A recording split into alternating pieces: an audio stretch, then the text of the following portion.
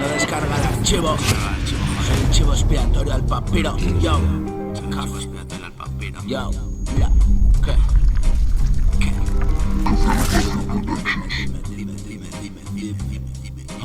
¿Qué? Hora de las pastillas, me tienen pillado. Yo. Sí. Me las tomo, estoy bien jodido. El objetivo esta semana no comprar absolutamente nada. Que le jodan a su oferta, que le jodan a su ganga. Camino por la ciudad viendo cómo te engañan. Hipnosis de transeúntes, fucking Black Friday. Cartelotes negros y porcentajes. Gástate el dinero que no hay como si el mundo se acabara hoy.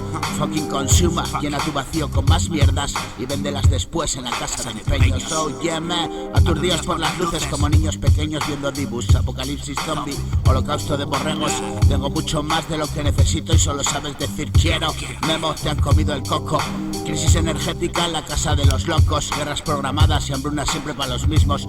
Paletos sofisticados y sin escrúpulos moviendo los hilos.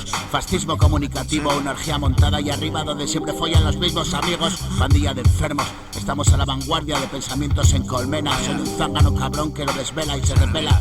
Ni puedo cambiar el mundo ni cuidado con decir lo que pasa. Grafitis en mi casa, mi obra cara a cara, face to face, motherfucker. El que gobierna no manda, solo la chupa mejor el que pone la pasta. Alianzas diabólicas de mileniarismos decadentes. Oh yeah, y es mentira, no hay clases pudientes. Son el mismo ganado que pastorea una mente inconsciente. El ojo que lo ve está tomando café y diciéndote que hay vida en Marte, que eres un títere inconsciente, que morirás ajeno a la verdad mientras te sientes en hermandad consumido por el M. Que Buda lo vio porque renunció y se sentó a esperar su propia muerte. Que para practicar el ascetismo hay que ser inimaginablemente fuerte.